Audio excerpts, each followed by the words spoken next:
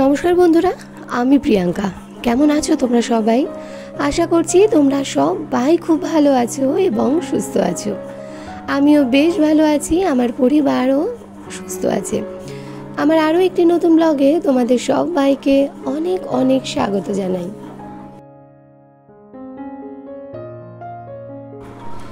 আজকে তোমাদের দাদাভাই বাড়িতে রয়েছে, সকালে একসাথে বসে চা খাচ্ছি। তাহলে তো বুঝতেই পারছো যে আজকে নিশ্চয়ই দাদাভাইয়ের অন্য কোনো কাজ রয়েছে। তো হ্যাঁ, ঠিকই ধরেছ, আজকে তোমাদের দাদাভাইয়ের রয়েছে একটা শ্রাদ্ধের কাজ, সকাল 9টার সময়ই বেরিয়ে যাবে। তো সেই কারণেই আজকে সকালবেলায় বাড়িতে রয়েছে। তো এই যে বাড়িতে থাকলেই দুজন মিলে একসাথে বসে চা খাওয়া হয়, যেটা আমি সত্যি যখন একা একা চা খাই এই ব্যাপারটা ভীষণই মিস করি। তবে বিকেলবেলার দিকে কিন্তু দুজন মিলে সব সময় একসাথে বসেই চা খাই।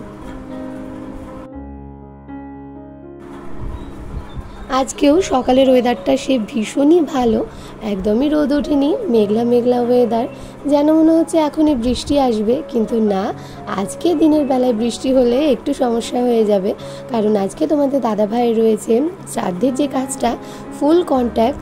আর কি বলতো, ছাদের উপরে কাজকর্ম হবে, প্যান্ডেল কীরকম হয়েছে সেটার তো কোনো ঠিক নেই, জানিও না।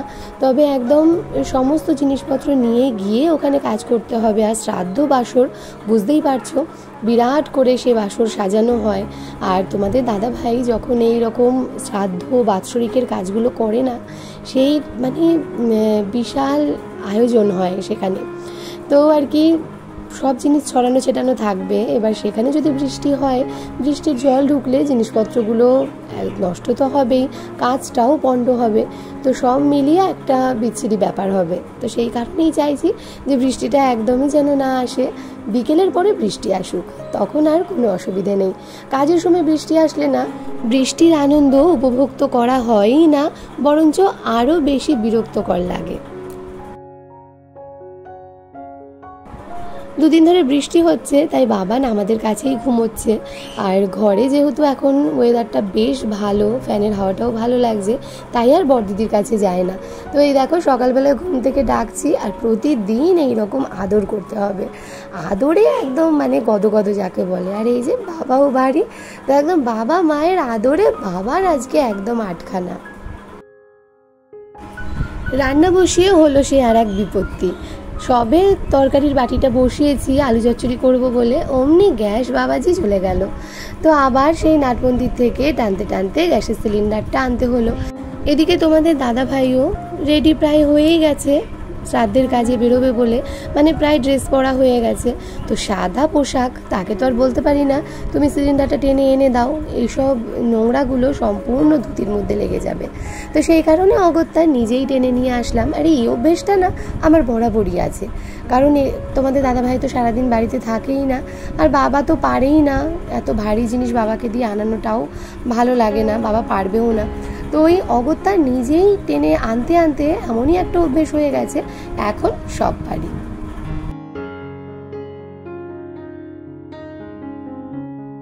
তোমাদের দাদাভাই তো থাকবে না, বেরিয়ে যাবে এক্ষুনি।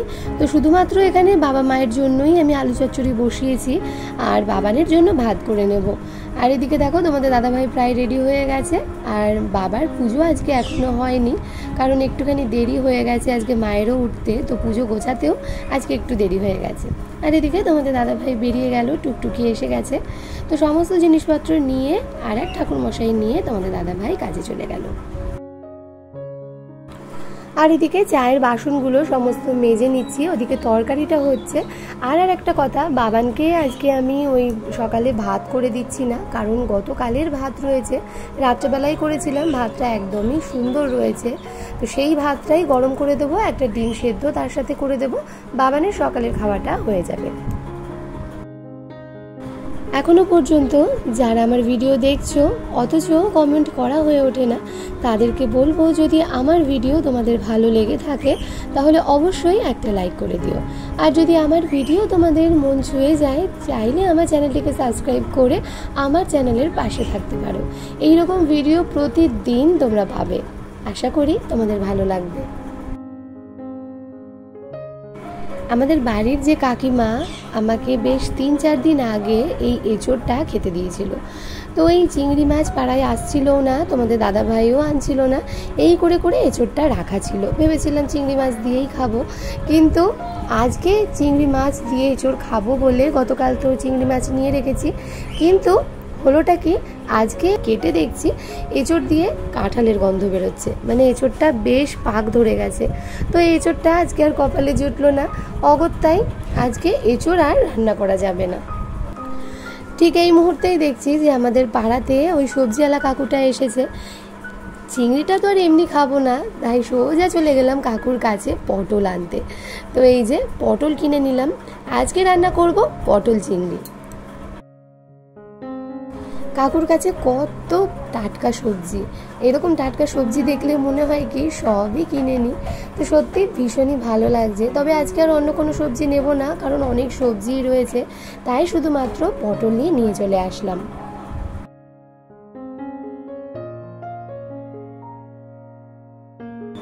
সকালের জলখাবার এখনও খাওয়া হয়নি, এই দেখো তরকারি করে রেখে দিয়েছি। তবে বাবানের ভাতটা এইমাত্র বেড়ে দিলাম, ঘি দিয়ে আর ডিম সেদ্ধ দিয়ে বাবান ভাত খাবে। আর এদিকে দেখো সমস্ত সবজি ভাতই আমি গুছিয়ে নিয়েছি।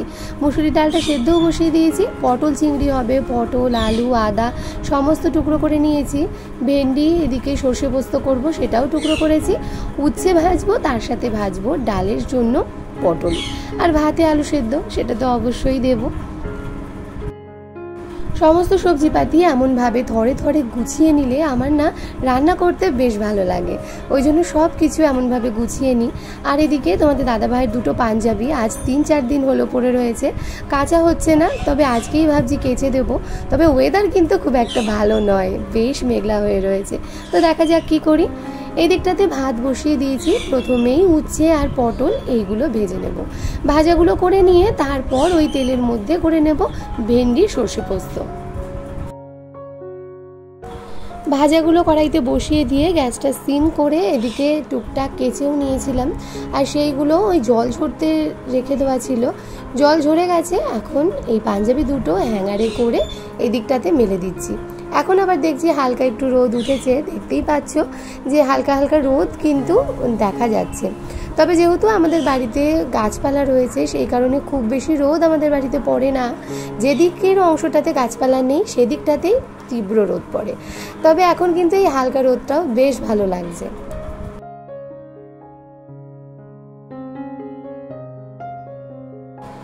উচ্ছেগুলো এরকম রিং রিং, তার কারণ হলো উচ্ছের ভেতরে বীজ থাকলে না আমাদের বাড়িতে কেউই পছন্দ করে না।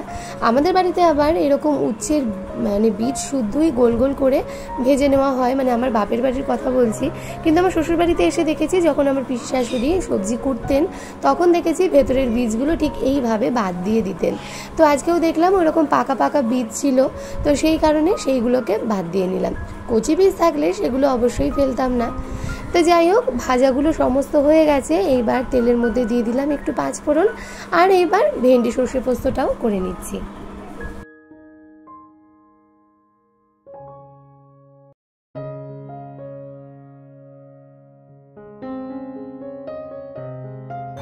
এবছরের প্রথম পটল চিংড়ি আজকে আমি রান্না করছি। পটল চিংড়ি এবছর রান্না করাই হয়নি, ওই পটলের নিরামিষ তরকারি আমি 2 দিন রান্না করেছিলাম। আর তোমরা তো জানোই পটলের ওই নিরামিষ তরকারি খেতে আমাদের একদমই ভালো লাগে না, ওই একটু চিংড়ি দিয়ে যদি রান্না করি তাহলে আমাদের বাড়িতে সবাই বেশ ভালোবাসে। তো এখানে আমি প্রথমেই আলুগুলো বেশ ভালো করে ভেজে নিচ্ছি, আর আলুগুলো ভাজা হয়ে গেলে তারপর পটলগুলোকেও খুব সুন্দর করে তেলে একদম ভেজে নেব। আজকে পটল চিংড়িটা পেঁয়াজ রসুন দিয়ে করছি না, যেমনভাবে আমার শাশুড়ি মা রান্না করেন, একটু জিরে আদা, তারপর একটু কাঁচা লঙ্কা, শুকনো লঙ্কা, ধনে গুঁড়ো সমস্ত দিয়ে এবং তার সাথে একটু টমেটো বাটা দিয়ে যেমন করে নিরামিষ বলবো না, পেঁয়াজ রসুন ছাড়া যেমন করে পটল চিংড়ি রান্না করেন ঠিক তেমনভাবেই আজকে পটল চিংড়িটা রান্না করে নিচ্ছি। ভেবেছিলাম এঁচোড়টাকে একটু পেঁয়াজ রসুন দিয়ে সুন্দর করে জুত করে রান্না করব, তো আজকে এঁচোড়টা তো আর হলো না। তো ভাবলাম পটল চিংড়ি যখন রান্না করছি বছরের প্রথম, তাহলে একসাথেই সবাই মিলে আজকে খাওয়া যাক।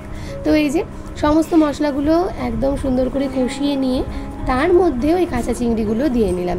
যারা নতুন বন্ধু রয়েছে তাদের জন্য একবার বলে নিই যে আমি কিন্তু চিংড়ি মাছ কখনোই ভাজি না। যদি খুব বড় সাইজের চিংড়ি না হয়, যদি এরকম মাঝারি চিংড়ি হয় বা ছোট চিংড়ি হয়, তাহলে সেই চিংড়িগুলোকে কিন্তু আমি এরকম মশলার সাথে সুন্দর করে কষিয়ে নিই, আর তারপরে রান্না করলে আমাদের না এটা কিন্তু বেশ ভালো লাগে। তো নতুন বন্ধু যারা রয়েছে, যারা এমনভাবে রান্না করো না, তাদেরকে বলবো প্লিজ একবার ট্রাই করে দেখো, আশা করছি ভালো লাগবে। তো এই যে একদম সুন্দর করে পটল চিংড়ি আজকে রান্না করে নিয়েছি। নামানোর আগে দিয়েছি অল্প একটু ঘি আর গরম মশলা। চিংড়ি মাছ দিলে না এমনিই কিন্তু তরকারির স্বাদ অনেক গুণ বেড়ে যায়। তো আজকে পেঁয়াজ রসুন ছাড়াই রান্নাটা করলাম, খেতে কিন্তু খুবই ভালো হয়েছিল। রান্নাবান্না তো হয়ে গেছে, এবার ঘরটাকে ভালো করে ঝাড় দিয়ে নিচ্ছি। সকালে ঝাড় তো দিয়েইছি, কিন্তু এই বেলার দিকে রান্নাবান্নার পরে যখন আমি ঘর মুছি, তখন যদি একবার ঘরটা ঝাড় না দিয়ে নিই, তাহলে না যেন ভালোই লাগে না। আর দেখবে যদি ঘরে ধুলো থাকে, তখন না মোছাটাও যেন খুব ভালোভাবে যায় না। তো সেই কারণে আবার একটু ভালো করে ঝাড় দিয়ে নিই আর তারপর মুছে নিই। স্নান করে এই সবে মাত্র ঘরে চলে এসেছি, আর এখনও খাইনি, তবে আজকে খেয়ে নেব, কারণ তোমাদের দাদাভাইয়ের আসতে আজকে একটু দেরি হবে, কারণ কাজটা একটু বড়। তো এদিকে দেখো আকাশ জুড়ে মেঘ করেছে। রবি ঠাকুরের সেই কবিতাটা মনে পড়ে গেল। আকাশ ঘিরে মেঘ করেছে, সূর্যি গেল পাটে, কুকু গেল জল আনতে পদ্মদিঘির ঘাটে, পদ্মদিঘির কালো জলে হরেক রকম ফুল, হাঁটুর নিচে দুলছে খুকুর গোছা ভরা চুল। তবে সত্যি রবি ঠাকুরের প্রত্যেকটি কবিতা কিন্তু আমাদের মন ছুঁয়ে যায়, আর প্রত্যেকটি কবিতাই যেন আমাদের দৈনন্দিন জীবনের সাথে কেমন যেন একদম ওতপ্রোতভাবে জড়িত, তাই না?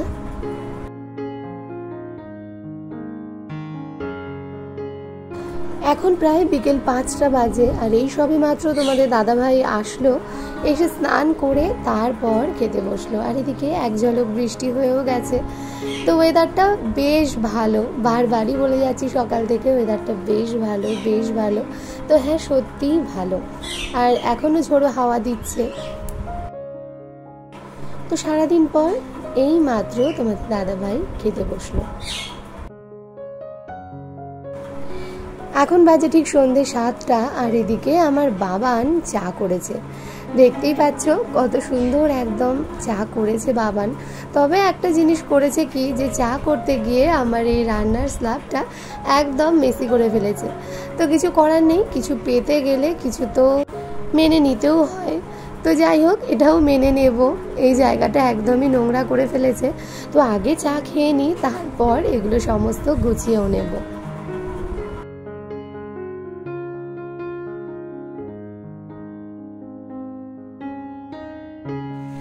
ঘড়িতে এখন প্রায় 7:30 বাজে, আর আজকে একটু দেরি করেই চা খাওয়া হলো। দেখতেই পারলে বাবান চা বানিয়ে নিয়ে আসলো, এবং তোমাদের দাদাভাই আর আমি খেলাম। চাটা সত্যিই বাবান কিন্তু বেশ সুন্দর বানাতে শিখে গিয়েছে। এইখানে বসে চা খেলাম, আর তার সাথে এই যে বাইরে অলরেডি বৃষ্টি শুরু হয়ে গিয়েছে। তো বৃষ্টিটা অনেকক্ষণ থেকেই টুপটাপ টুপটাপ পড়ছে, আর এইরকম টুপটাপ বৃষ্টি হলে না সহজে কিন্তু ছাড়তে চায় না।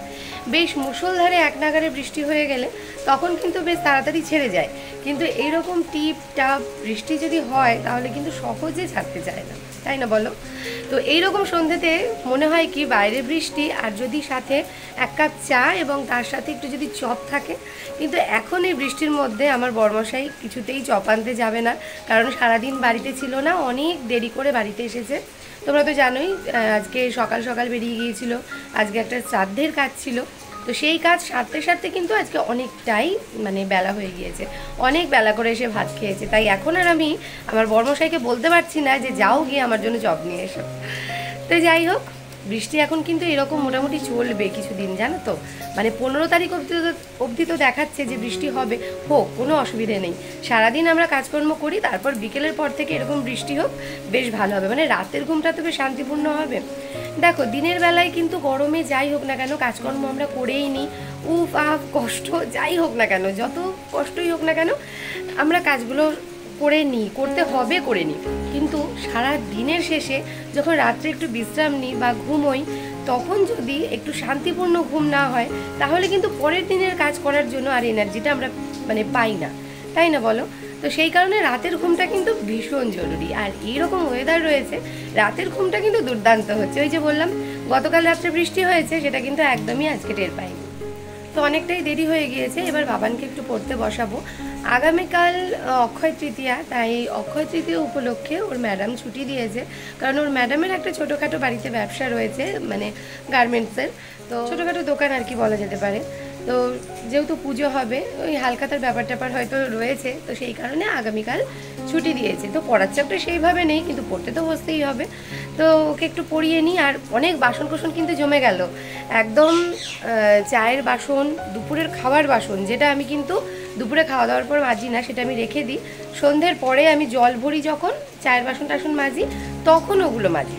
তো বাইরে যেরকম বৃষ্টিটা পড়ছে, আজকে মনে হচ্ছে না যে আমি এই টাইমে গিয়ে জল ভরতে পারবো অথবা বাসন মাজতে পারবো। তো যে দেখা যাক কত দূর কী হয়। রাত্রে ভাতও করতে হবে, চাল ধোয়া নেই, চালটা এখনই ধুয়ে ভিজিয়ে রাখি, তাহলে ভাতটাও তাড়াতাড়ি হয়ে যাবে। তাহলে চলো বাবানকে পড়িয়ে নিই।